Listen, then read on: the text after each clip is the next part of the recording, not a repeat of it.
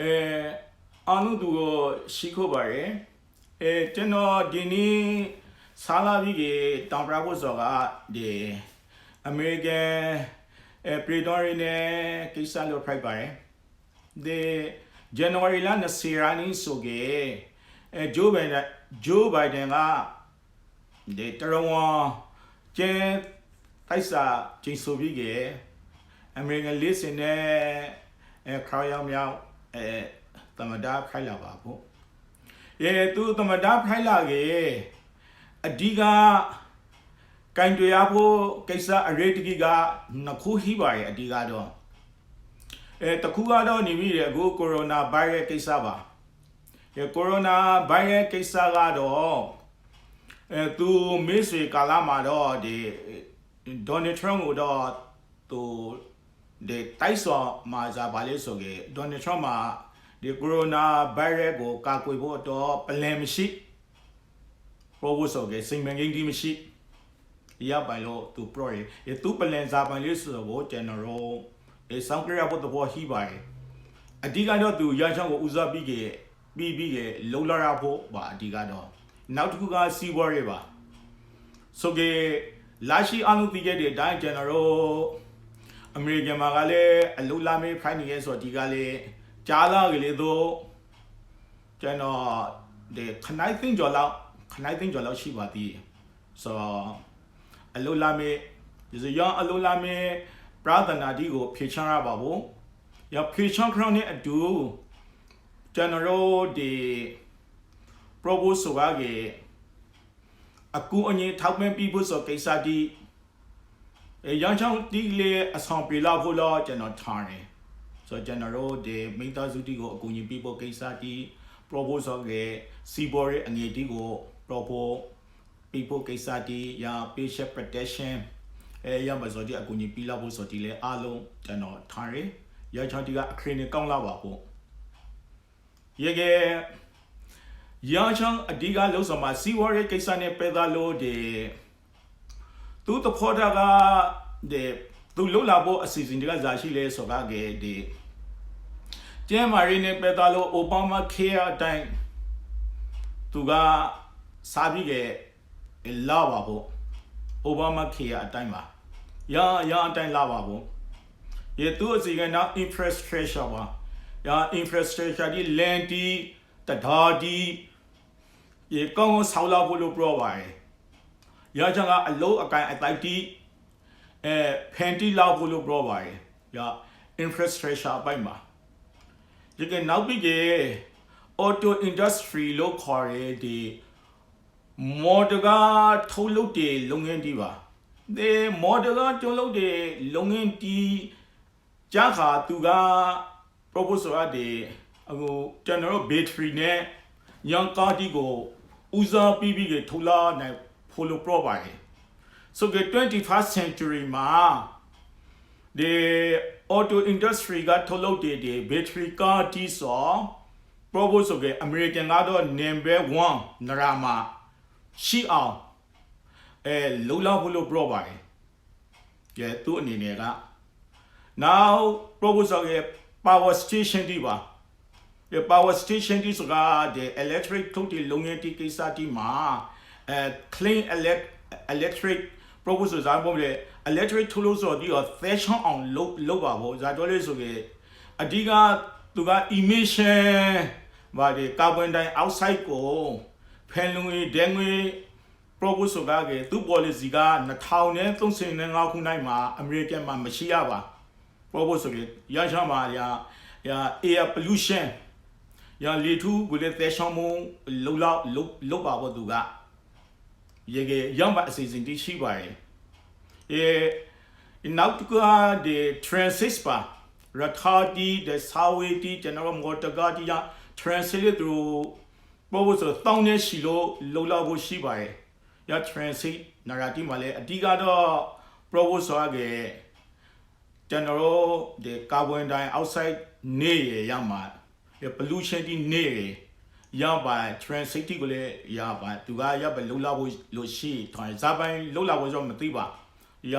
ထားဒီကာဒီ battery ဒီနဲ့လာဖို့လားဇာပိုင်းလေးရချောင်းတော့ကျွန်တော်မသိပါ yan chan ti le tu ga ya ba lo la hu do pro ba re so ke now tu ga deကျွန်တော်အဆောက်အုံဒီကောင်းဆောက်လာပါဖို့အဆောက်အုံဂရီဒီအဆောက်အုံဒီကောင်းဆောက်လာဖို့တူမှာရမှာအစီအစဉ်ရှိပါတယ်။ရအဆောက်အုံဒီကလည်းတော့အခုတကားပါကျွန်တော်တို့အလုပ်သမားဒီကိုအများကြီးဖန်တီးပေးနိုင်ပါဖို့ဒီနောက်တစ်ခုhousing အင်တီကိစ္စဒီလေးပါအင်တီလေးကောင်းဆောက်လာဖို့တိုးရှိပြီးဆောက်လာဖို့ရသူမှာအစီအစဉ်ရှိပါရဲ့သူထင်မှာနောက်တစ်ခုကကျွန်တော်တို့the proposal innovationက electric ကိုသန်းဆောင်အောင်လုပ်ပါဖို့ရ battery storage ရချောင်း proposal ကကျွန်တော်တို့ဒီ gas နဲ့မသုံးပါဗျအမှာ Renewable City အခုတော့ gas ရချောင်းဒီမသုံးတယ်ကျွန်တော်တို့ဒီ proposal ကရ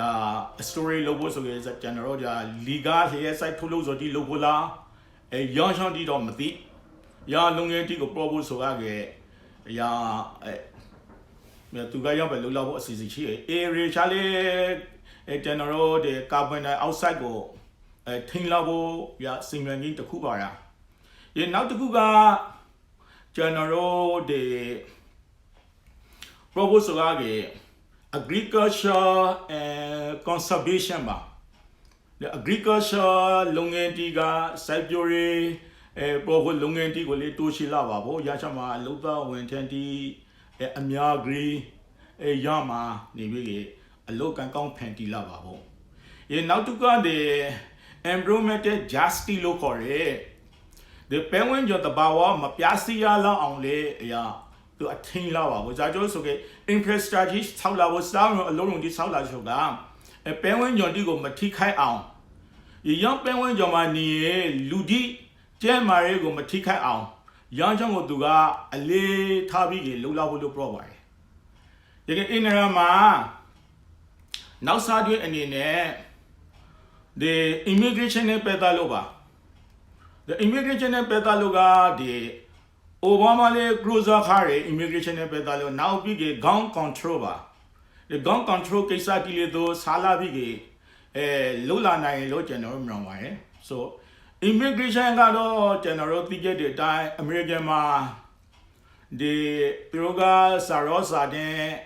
အထောက်ထားမရှိဘဲနေလူကစစ်တသိန်းကျော်လောက်ရှိလို့ပြောပါတယ်တချို့ကတော့စစ်နှစ်သိန်းလောက်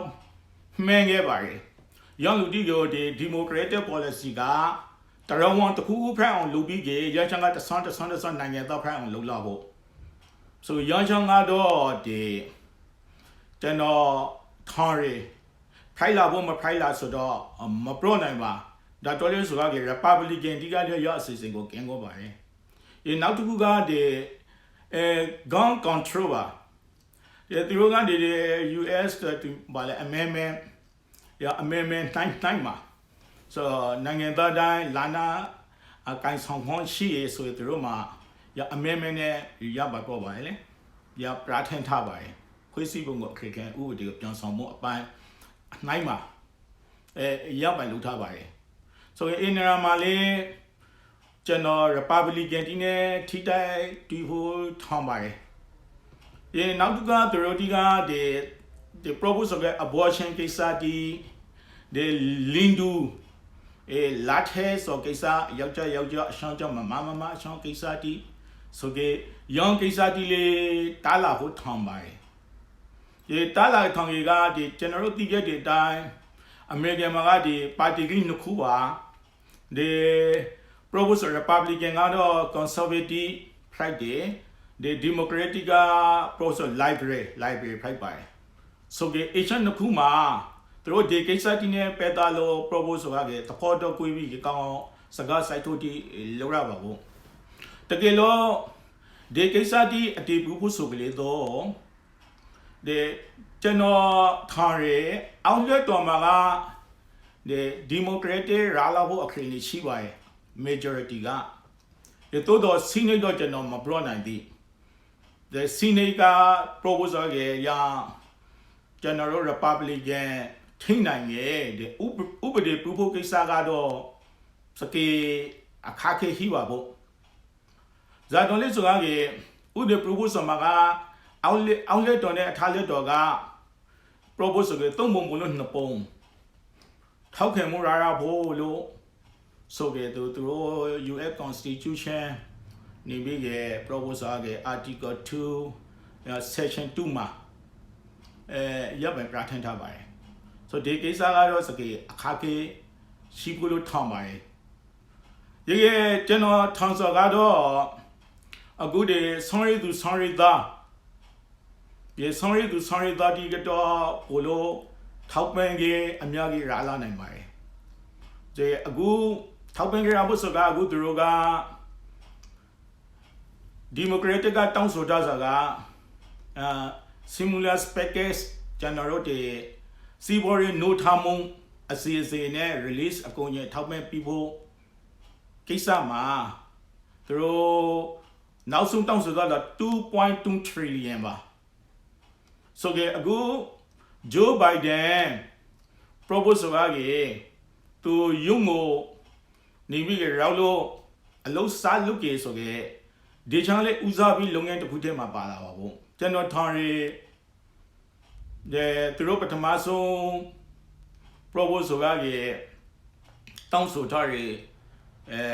3 trillion ထားကြော်ရ4 trillion ထိ price ချန်လေး price လာနိုင်ပါတယ်အခင်းနဲ့ဒီချမ်းကတော့ကျွန်တော်တို့လာရှိအခင်းမှာအမေရိကန်နိုင်ငံသူနိုင်ငံသားဒီလာရှိအခင်းမှာလိုအပ်နေပါတယ်ဆိုအချမ်းတော့နေပြီးကျွန်တော်အမရမှာတော့ဒီအဆောင်ပြလာဖို့လို့မရပါတယ်ဒီတခုရှိစောကဒီဒီမိုကရက်တစ်ကသူတို့အစီအစဉ်တီသူတို့အဆိုပလူချာတီအောင်မလို့ဖို့ဆိုကေစီနိုင်မှာပါသူတို့ majority ရာပေါ့ဆိုကေအောက်လက်တော့ပါစီနိုင်ပါသူတို့ရဲ့တမတားလေးဆိုခါကေသူတို့နေပြီးကေဥပဒေသူတို့ price ချန်စော်ဒီစော်နေပြီးကေဖိုင်လာဖို့အခရေနေရှိပါတ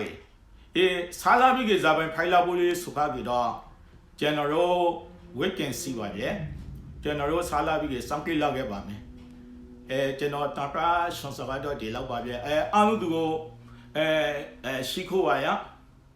အမှားပါကလေးအကျွမ်းကိုခွန်လဲခဲ့ပါကျဲမှာပါစီချမ်းသာပါစီ